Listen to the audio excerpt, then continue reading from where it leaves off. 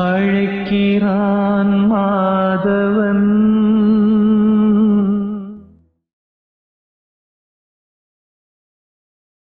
எல்லோருக்கும் வணக்கம். நெக்ஸ்ட் நம்மளோட 7 days பிரம்ம முகூர்த்தம் கிளாஸ் வந்து எப்போ நடக்க இருக்கு அப்படின்னு சொல்லி பார்த்தீங்கன்னா May 19 to May 25 வரைக்கும் இந்த 7 நாள் பிரம்ம முகூர்த்தம் கிளாஸ் வந்து நடக்க இருக்குது. நீங்க அதில் ஜாயின் பண்ணணும் அப்படின்னா லிங்க் டிஸ்கிரிப்ஷனும் அண்ட் ஃபர்ஸ்ட் கமெண்ட்லையும் இருக்குது, கிளிக் பண்ணி ஜாயின் பண்ணிக்கலாம். ஆஃபீஸ் நம்பரை கான்டாக்ட் பண்ணினாலும் என்ன மாதிரியான ஸ்கெடியூலர் ரன் ஆக போகுது அப்படின்றத வந்து உங்களுக்கு இன்ஃபார்ம் பண்ணுவாங்க. சரி, நெக்ஸ்ட் மந்த்ராலயம் யாத்ரா. மந்த்ராலயம் யாத்ரா எப்போ நடக்க இருக்கு அப்படின்னா 28, 29, 30 இந்த மே மாதம் 28, 29, 30 2 இரவாக 2 பகலாக இந்த மந்த்ராலயம் யாத்திரா வந்து நம்ம போக இருக்கிறோம். நீங்களும் இந்த மந்த்ராலயம் யாத்திராவில் கலந்துக்கணும் அப்படின்னா ஆஃபீஸ் நம்பரை கான்டாக்ட் பண்ணுங்க, உங்களுக்கு எல்லா டீட்டெயில்ஸும் வாட்ஸ்அப் பண்ணுவாங்க. இன்னைக்கு நம்ம பேசக்கூடிய டாபிக் என்ன அப்படின்னா, பொதுவாக ஸ்பிரிச்சுவலாக ட்ராவல் பண்ணும்போது ஒரு குழப்பம் ஒன்று உருவாகும். என்னன்னா, இந்த டிசைருக்கும் டிட்டாச்மெண்ட்டுக்கும் இருக்கக்கூடிய ஒரு குழப்பம் தான். என்னன்னா, ஒருத்தர் வந்து எதுக்கு இதுக்கெல்லாம் நீ வந்து ஆசைப்படுற, இதுக்கெல்லாம் நீ ஆசையே படக்கூடாது, நீ ஸ்பிரிச்சுவலாக ட்ராவல் பண்ணுறன்னும் போது இந்த மாதிரியான ஆசைகளே உருவாகக்கூடாது அப்படின்னு சொல்லுவாங்க. அதே மாதிரி வந்து நான் ஸ்பிரிச்சுவலாக ட்ராவல் பண்ணுறேங்க, அதனால வந்து எனக்கு வந்து டிட்டாச்மெண்ட் தான் இருக்கும், எனக்கு வந்து டிசைர் இருக்கவே இருக்காது அப்படின்னு சொல்லி பல பேருக்கு வந்து ஒரு குழப்பம் இதுக்குள்ள அதிகமாக இருக்கு. ஸோ இதை தான் வந்து இன்னைக்கு நான் தெளிவுபடுத்தணும்னு சொல்லி விருப்பப்படுறேன். ஸோ டிசைர் அப்படின்னு சொல்லி நீங்கள் எடுத்துக்கிட்டிங்கன்னா எல்லா டிசைருமே உங்களுக்கு பிரச்சனையை கொடுக்காது. இப்போ சில டிசைர்லாம் வந்து பார்த்தீங்கன்னா அந்த பிரபஞ்சத்தோட, இந்த யூனிவர்ஸோட ஒரு புஷ்ஷா கூட இருக்கலாம். உங்களோட வாழ்க்கையை எந்த வகையில கொண்டு போகணும், எப்படி ஒரு இடத்துக்கு எடுத்துட்டு போகணுன்ற கூடிய அந்த ரிசல்ட் இருக்கு இல்லையா, அந்த ரிசல்ட்டுக்காக இந்த ஒரு ஜேர்னியை இந்த யூனிவர்ஸ் அதை கிரியேட் பண்ணும். அப்போ அது எப்படி வரும்னா, ஏதோ ஒரு வகையில உங்களுக்கு ஒரு ஆசையாக உங்களோட எண்ணங்கள் ஒரு தாட்டா கிரியேட் ஆகி, ஓகே இதை நம்ம பண்ணலாம் அப்படின்னு சொல்லி உங்களுக்கு ஒரு டிசைர் ஒன்று கிரியேட் ஆகும். அப்போ நீங்க நல்லா பார்த்துட்டீங்கன்னா எல்லா டிசைருமே அங்க ஒரு பிரச்சனைகளுக்குள்ள போகுமா அப்படின்னா நிச்சயமாக போகாது. அப்ப இது எப்போ பிரச்சனையாக மாறும் அப்படின்னா, ஒரு விஷயம் உங்களை வந்து பற்றுக்குள்ள எடுத்துட்டு போகக்கூடாது.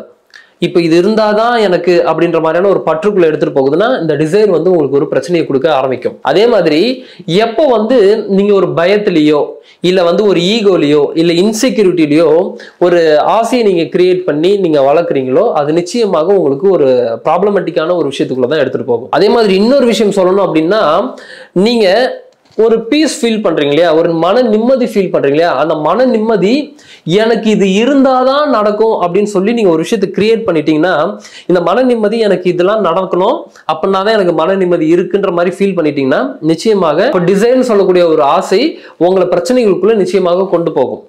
அப்போ டிசைர்னால பிரச்சனை இல்லை, நீங்க அதை எப்படி பாக்குறீங்க, நீங்க எந்த மாதிரியான வகையில அந்த டிசைரை நீங்க உருவாக்குறீங்க அப்படின்றத பொறுத்து தான் ஒரு விஷயமும் அமையுது.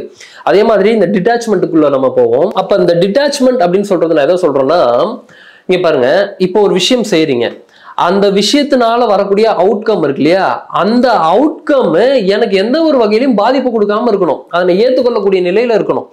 அப்போ அந்த மாதிரியான ஒரு விஷயத்துல நீங்க இருந்தீங்கன்னா இது நீங்க டிட்டாச்மெண்ட்ல இருக்கீங்கன்னு அர்த்தம்.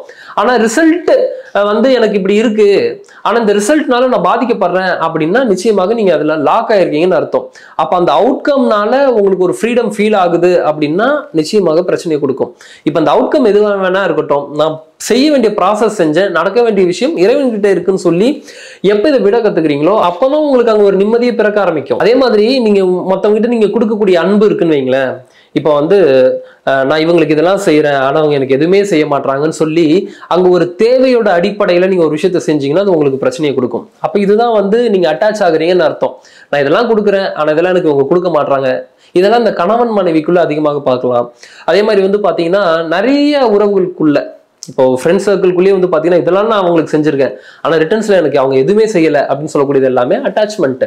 அப்ப நீங்க ஒன்னத்தை செய்றீங்க, எதிர்பார்க்குறீங்க. நான் என்ன சொல்றேன்னா, ஒரு விஷயத்த நீங்க செஞ்சுட்டு அதை பத்தி நீங்க திங்கே பண்ணக்கூடாது. நீங்க அப்படி கடந்து போகக்கூடிய நிலையில இருந்தீங்கன்னா அது நிச்சயமாக உங்களை பாதிக்கவே பாதிக்காது. ஏன்னா நீங்க தான் அதை எதிரே பார்க்கலையே, இப்படி ஒரு விஷயம் நடக்கணும்னு நான் எதிரே பார்க்கல.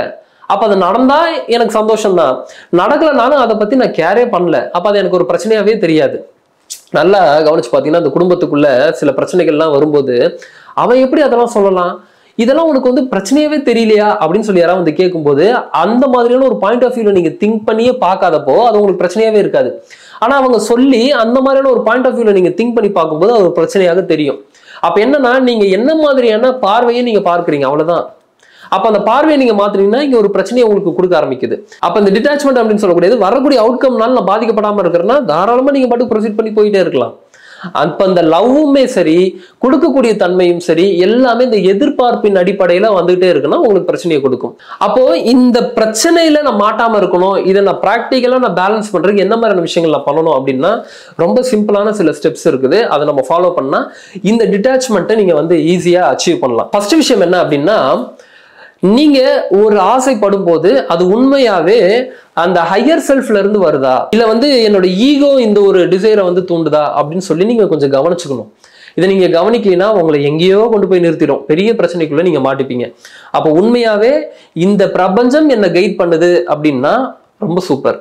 ஆனா இது ஈகோல இருந்து நான் எடுக்கிறேன் அப்படின்னா பிரச்சனையை கொடுக்கும். ஸோ ஃபர்ஸ்ட் பாயிண்ட் அதுதான். ரெண்டாவது பாயிண்ட் என்ன அப்படின்னா, நீங்க ஒரு விஷயத்த செய்யணும், அதனால வரக்கூடிய அவுட்கம் பத்தி நீங்க கவலையப்படக்கூடாது. லெட் கோ ப்ராசஸ்ல நீங்க இருக்கணும். ஏன்னா இந்த அவுட்கம் சொல்லக்கூடிய அந்த ரிசல்ட் இருக்கு இல்லையா, அது வந்து நம்மளோட கண்ட்ரோல்லே கிடையாது.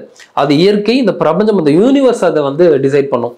அதனால எதெல்லாம் நம்மளோட கண்ட்ரோல் இல்லையோ அதெல்லாம் நினைச்சு நம்ம ஃபீல் பண்ணணுன்ற அவசியமே கிடையாது. இதுதான் ரெண்டாவது விஷயம். மூன்றாவது விஷயம் என்ன அப்படின்னா, நீங்க மெடிடேஷன் மூலமாவோ இல்ல டெய்லி ஜேர்னல் எழுதுறது மூலமாகவோ ஏதோ ஒரு விஷயத்தின் மூலமாக உங்களை நீங்க கிரவுண்டடா வச்சுக்கணும். ஏன்னா இதெல்லாம் எனக்கு கிடைச்சிச்சுன்னா இப்படிலாம் நான் கிரியேட் பண்ணிடலாம்னு சொல்லி நீங்க யோசிக்கும் போது ஒரு ஈகோ ஒண்ணு கிரியேட் ஆக ஆரம்பிக்கும். அப்ப என்னன்னா, இங்க வெளியே நடக்கக்கூடிய விஷயங்கள் எனக்கு சந்தோஷத்தை கொடுக்காம எனக்குள்ள இருக்கக்கூடிய இந்த இன்னர் செல்ஃப் இருக்கு இல்லையா, அதை நான் எப்படி வச்சுக்கிறேன் அப்படின்றத இங்க ரொம்ப ரொம்ப இம்பார்ட்டன்ட். நீங்க ரிசல்ட் பார்த்து நீங்க சந்தோஷப்பட ஆரம்பிக்கிறீங்க, இல்ல ரிசல்ட்னால உங்களுக்கு வந்து ஒரு மன நிம்மதி கிடைக்குது, ஒரு பீஸ் ஃபீல் பண்றீங்க அப்படின்னா இதை நீங்க கொஞ்சம் கவனிக்க வேண்டிய அவசியம் இருக்கு. இதுதான் மூணாவது விஷயம். நாலாவது விஷயம் என்ன அப்படின்னா, நான் இங்க ஒரு காரணத்திற்காக இந்த ஒரு விஷயத்த நான் பண்றேன், இதன் மீது எனக்கு எந்த ஒரு அட்டாச்மெண்ட்டும் இல்லை அப்படின்னு கூடிய மந்த்ராவை நீங்க நிச்சயமாக சொல்லிக்கிட்டே இருக்கணும். நீங்க இப்போ ஒரு விஷயத்த பண்ணும்போதே வந்து நீங்க என்ன திங்க் பண்ணணும் அப்படின்னா, இதை வந்து நான் ஒரு காரணத்திற்காக பண்றேன், இது மேல எனக்கு அட்டாச்மெண்ட் கிடையாது அப்படின்னு கூடிய இந்த மந்த்ராவை நீங்க சொல்லிக்கிட்டே இருக்க நிச்சயமா சொல்றேன், இது வேற மாதிரியான ப்ராசஸ்க்குள்ள போகும். நீங்க வேற மாதிரியான பார்வையை பார்க்க ஆரம்பிப்பீங்க, நீங்க வேற மாதிரியான செயல் செய்ய ஆரம்பிப்பீங்க. நீங்க வேணா அதை கவனிச்சு பாருங்க. அஞ்சாவது விஷயம் என்ன அப்படின்னா, நம்மளோட எஃபோர்ட்ஸை வந்து என்ஜாய் பண்ணணும். இப்ப ரிசல்ட்டை பார்த்து நீங்க என்ஜாய் பண்ண ஆரம்பிக்கிறீங்கன்னா நீங்க பிரச்சனைக்குள்ள மாட்ட ஆரம்பிப்பீங்க. அப்போ இப்ப நான் ஒரு கிரிக்கெட் விளையாடுறேன், ஏதோ ஒரு கேம் விளையாடுறேன் அப்படின்னா, நான் ஜாலியா வந்து அந்த கேமை பிளே பண்றேன் அப்படின்னா அந்த கேமுடன் கலந்து நான் விளையாடிட்டு அந்த ப்ராசஸை என்ஜாய் பண்ணிட்டு நான் வந்துடலாம். எனக்கு தோல்வியோ வெற்றியோ எனக்கு அதை பத்தி கவலை இல்லை. பட் நான் ஜெயிக்கணும்னு விளையாடுறேன், ஆனா அதனால வரக்கூடிய ரிசல்ட், இப்ப நான் இங்க பெர்ஃபார்ம் பண்ணியிருக்கேன், இன்னொரு 10 பேர் என் கூட சேர்ந்து பெர்ஃபார்ம் பண்ணியிருக்காங்க, இதனால வரக்கூடிய ரிசல்ட் வந்து நீங்க உங்களோட கண்ட்ரோல்ல இல்லைன்றதை நீங்க புரிஞ்சுக்கிட்டீங்கன்னா நீங்க இந்த மாதிரியான பிரச்சனைகள்ல இருந்து நீங்க வெளியே வந்துடலாம். மைண்ட் அதுக்குள்ள போட்டு உங்களை ரொம்ப ஸ்ட்ரெஸ் பண்ணாது. இப்ப நீங்க இதை வந்து ரிசல்ட்டுக்குள்ள நீங்க பார்க்க ஆரம்பிச்சீங்கன்னா நிச்சயமாக உங்களுக்கு பிரச்சனை கொடுக்க ஆரம்பிக்கும். ஸோ இந்த மாதிரியான சில விஷயங்களை கடைபிடிப்பதன் மூலமாக நீங்க டிசைருக்கும் இந்த டிட்டாச்மெண்ட்டுக்கும் இருக்கக்கூடிய வித்தியாசத்தை புரிஞ்சுட்டு உங்களோட வாழ்க்கையை நீங்க ஒரு சூப்பரான ஒரு வாழ்க்கையை நீங்க வாழ ஆரம்பிக்கலாம். ஸோ இந்த ஒரு விஷயத்தை தான் நான் உங்ககிட்ட பகிர்ந்துக்கணும் அப்படின்னு சொல்லி ஆசைப்பட்டேன். மீண்டும் இதே மாதிரி இன்னொரு வீடியோ பதிவில் சந்திக்கிறேன். நன்றிகள், வணக்கம்.